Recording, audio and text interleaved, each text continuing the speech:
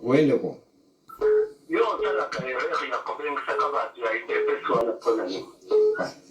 Mais démocratie, il faut équilibrer la terre, le quoi.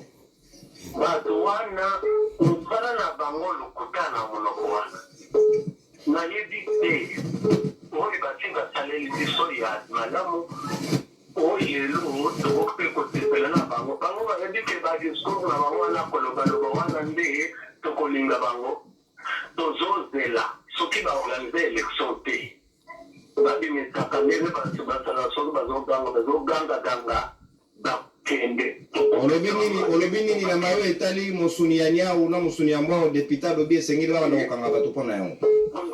Yo banda kala depuis Mobutu depuis Kasavu depuis Kabila bala ko mwana mbwa ezoli ya mabongo. Boyo constate nini? Yo vote o ba memele biso ezambwa soki régime le pili. Mo pe wana ko tambike puisque ma ya nanga pe bali ya kinga nyao. Donc il y a aussi mais bazawana bazaba tuna mawate. Mo ko ni na nyao de mwana ba mwa ba ko Merci de Molangai.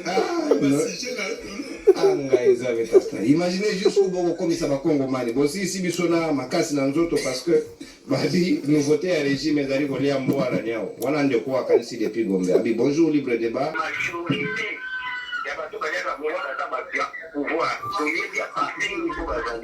Comment yo sali enquête to sali nenge impoe ba la pouvoir de la religion.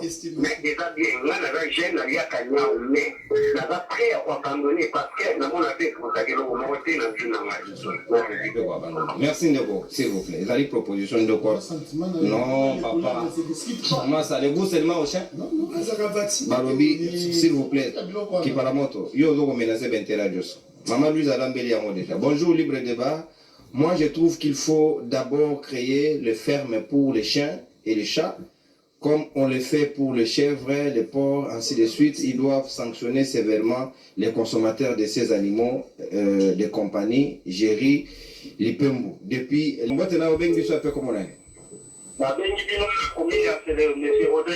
oui, depuis c'est le monsieur Rodrigue. Ma canisnayo par rapport à la proposition à député et puis ma camarade Chuchu.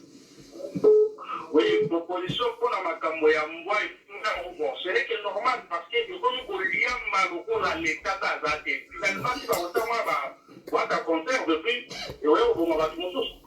Vraiment. Donc, on a corned beef de chien, il y a un risque, il y a un risque, il y a un risque,